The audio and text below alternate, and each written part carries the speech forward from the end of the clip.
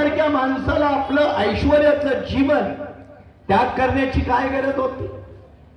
सोन्यासारखी असणारी पत्नी आणि मुलगा त्यांचा त्याग करून खांद्याला झोळी अडकवून त्या राजपरिवारामध्ये निर्माण झालेल्या सिद्धार्थ गौतमाला रानोबा का भटकावं लागतं? याचा जेव्हा आपण वेध घेतो तेव्हा त्यांना वैयक्तिक स्वार्थ नव्हता. त्यांच्याकडे जे होतं त्यांनी ते सोडलं होतं. कधी कधी आम्ही विनोदानं म्हणतो, जिसके पास कुछ है वही छोड़ सकता है, जिसके पास कुछ नहीं है वो सारा पकड़ने के लिए तैयार रहता है. गौतम के पास छोड़ने के लिए बहुत था, पूरा राज्य था, त्यांनी ते सोडलं. मानवी कल्याणकारी भूमिका, तीच भूमिका जेव्हा महात्मा ज्योतिबा फुले घेतात तेव्हा महात्मा फुलेने आपल्याला काय काय सांगावं.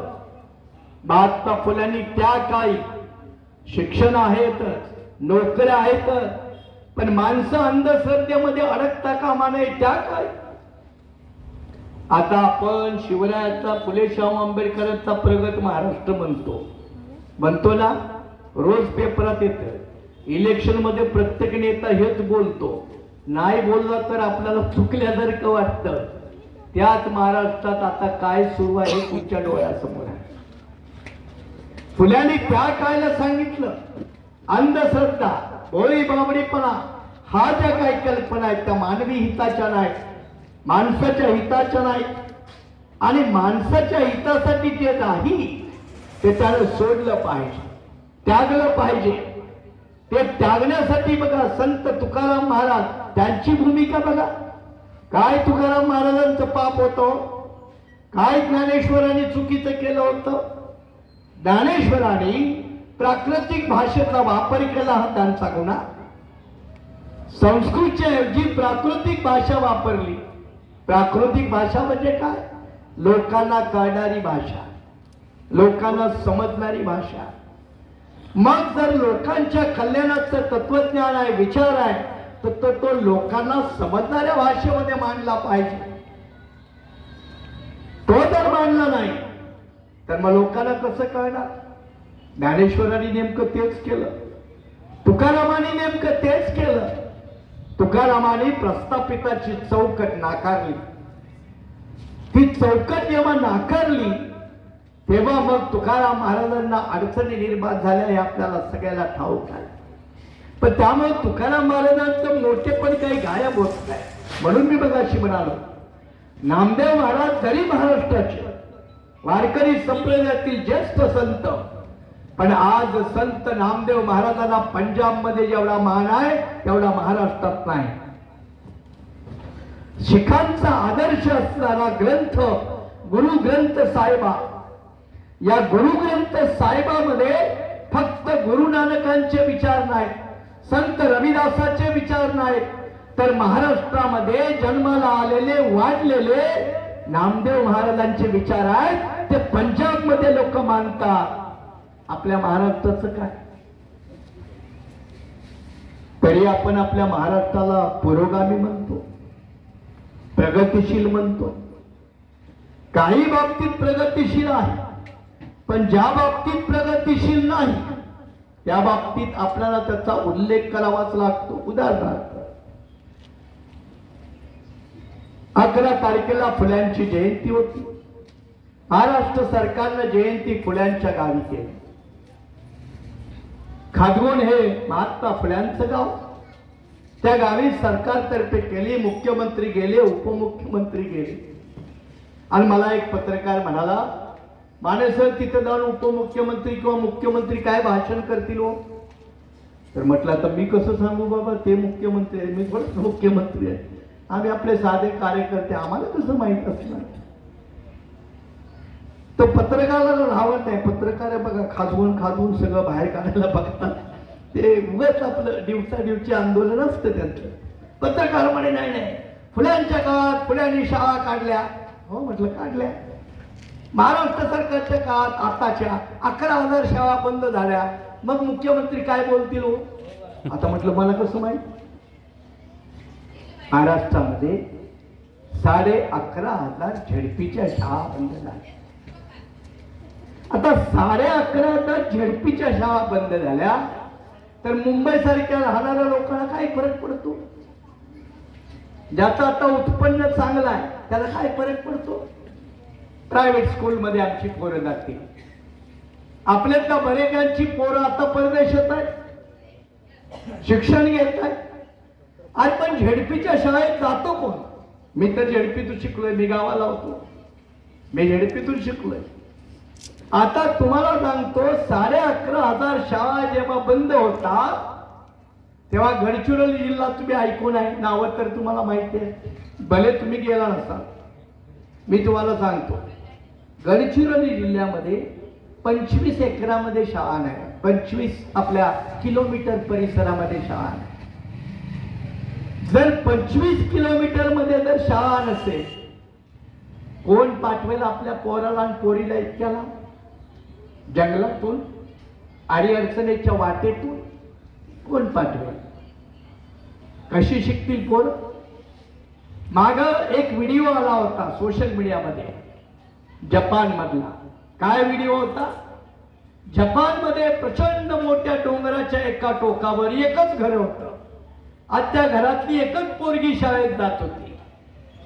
आणि त्या एका पोरीला नेण्यासाठी सरकारी बस त्या डोंगराच्या टोकावर जात होती. तो जपान कुठं, आपण कुठं? हा फरक आहे. ह्या मानसिकतेचा फरक आहे, हा दृष्टिकोनाचा फरक आहे. म्हणजे एक जरी पोरग दूरच्या डोंगराच्या टोकावर असलं पाहिजे तर त्याला शिकता आलं पाहिजे, शाळेत जाता आलं पाहिजे. ही जपान सारख्या देशामध्ये भूमिका आहे. म्हणून जपान आपल्या कितीतरी पटीने पुढे आहे. शाहू महाराज जपानचं उदाहरण द्यायचे त्यांच्या भाषणात, खूप कमी लोकांना माहिती असेल. शाहू राजे कोल्हापूरचे, पण त्यांच्याकडे जेवढं ज्ञान भांडार होतं त्यामुळे त्या काळात ते जपानचं उदाहरण द्यायचे. आणि जपान सारख्या लोकांचा आदर्श भारतातील लोकांनी घ्यावा हे शाहू राजाने आपल्या अनेक भाषणामध्ये मांडलं. कारण शाहू राजालाही वाटत होतं माझा देश, माझे लोक तेवढे प्रगत झाले पाहिजे. राधानगरीला तुम्ही गेला असाल, धरण पाहिलं असेल. त्या धरणाचे इंजिनियर कुठून आले? कुठून आले? शाहू राजांनी बाहेरनं मागवले. शाहू राजांनी बाहेरून मागवले. शाहू राजे राजा होते, राजाला काय शेतीची फिकर होती हो?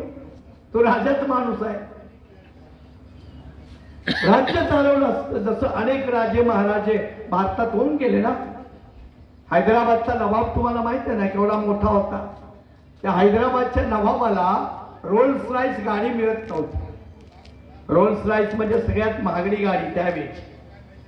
रोल्स रॉयस गाडी ती कंपनी देताना कुणाला गाडी पाहिजे याचं सगळं तपासायचे. आणि या नवाबानं रोल्स रॉयस गाडीला ऍप्लिकेशन केलं, अर्ज केला आणि त्याचा अर्ज फेटाळला. कुणी? रोल्स रॉयस कंपनीला. आता त्या हैदराबादच्या नवाबाला एवढा राग आला, त्यानं काय केलं माहितीये का? भारतात त्या काळी जेवढ्या सेकंड हँड रोल्स रॉयस होत्या त्या सगळ्या खरेदी केल्या आणि हैदराबाद मध्ये कचरा व्हायला लावल्या. कचरा वाहून नेतात ना, आजकाल गाड्या नेतात. म्हणजे तो एवढा कंपनीवर चिडला. शाहूराजे असे चिडले नाही, फुले असे चिडले नाही, रचनात्मक दृष्ट्या चिडले. म्हणून शाहूच्या हातून राजा असताना देखील राधानगरीचा एवढा मोठा प्रकल्प त्या काळी उभा राहिला. जसं शाहू राजांनी उभा केला तसं डॉक्टर बाबासाहेब आंबेडकरांना आपण आधी दलितांचे नेते म्हणतो. भारतीय राज्यघटना देणारे बाबासाहेब दलितांचे नेते कसे होतील हो? मग शाहू महाराज चुकले नाही का? ज्या शाहूनी माणगाव परिषदेला 1920 ला या कोल्हापूर जवळच्या माणगावामध्ये आंबेडकर एक दिवस या देशाचे नेते होतील. आज सत्तेत कुठलाही पक्ष असू द्या त्याला बाबासाहेबांना सलाम करावाच लागतो. खरं की खोटं? आवडो ना आवडो, डावलून जाताच येत नाही. का जाता येत नाही याचं एक उदाहरण सांगतो मी तुम्हाला. जसं शाहूराजाचं राधानगरी धरण हे उदाहरण आहे, तसं भारतामध्ये पाण्यावरती वीज करणारं पहिलं धरण कुठलं? पाण्यावरती वीज निर्माण करणारं पहिलं धरण कोणतं? आणि ते धरण दामोदर व्हॅली कॉर्पोरेशनचं, दामोदर नदीवरचं. ते दामोदर व्हॅली कॉर्पोरेशनचं धरण हे बाबासाहेब आंबेडकर इंग्रजांच्या काळात मजूर मंत्री असताना झालं. आणि भारतामध्ये पाण्याच्या म्हणजे त्याला इंग्रजीमध्ये आपण हायड्रो इलेक्ट्रिक पॉवर प्रोजेक्ट म्हणतो. तो हायड्रो इलेक्ट्रिक पॉवर प्रोजेक्ट भारतातला जर कोणी उभा केला असेल तर ते डॉक्टर बाबासाहेब आंबेडकरांनी उभा केला. आता तुम्हाला यातली मजेशीर एक कथा सांगतो. कथा म्हणजे घडलेली आहे, त्याचे लेखी पुरावे आहेत. बाबासाहेब आंबेडकर जेव्हा लेबर, एनर्जी, वॉटर सप्लाय म्हणजे पाणी व्यवस्थापन, वीज निर्मिती, मजूर हे जेव्हा खाती 1942 ला सांभाळत होते, तेव्हा त्यांनी या प्रकल्पाचा पाया घातला. आणि त्या प्रकल्पासाठी तो पहिला प्रकल्प जसा अमेरिकेत बनला होता, त्या प्रकल्पाचे नकाशे, कागदपत्र बाबासाहेब आंबेडकरांनी मागवली.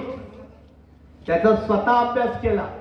पण आंबेडकर काही सोशल इंजिनियर असतील, पण ते काही सिव्हिल इंजिनियर नव्हते, त्यामुळे धरण बांधणीचं काय माहित त्याला.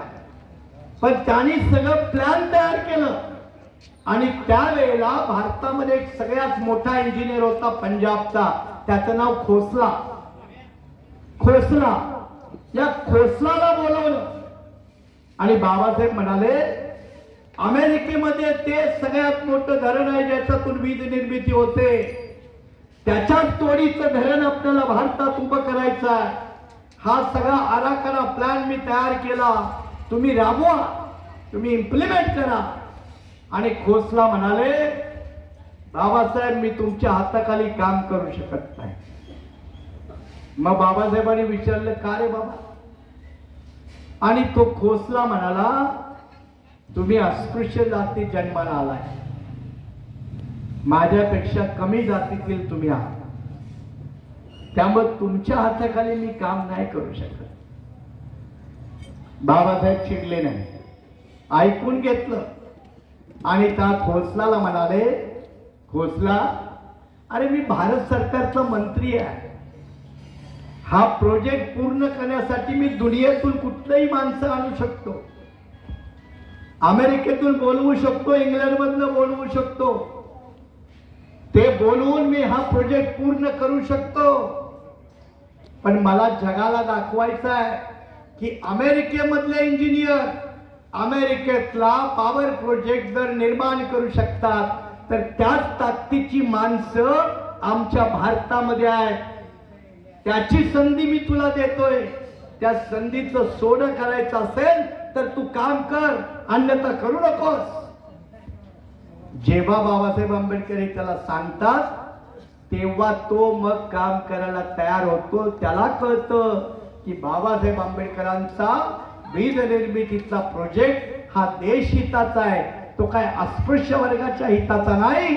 मग तो कामाला लागतो. हा बदल आहे, हा दृष्टिकोन आहे. बाबासाहेब आंबेडकरांनी आपलं मंत्रीपद पार्लमेंटमध्ये पणाला लावलं. कशासाठी हो? महिलांच्या अधिकारासाठी.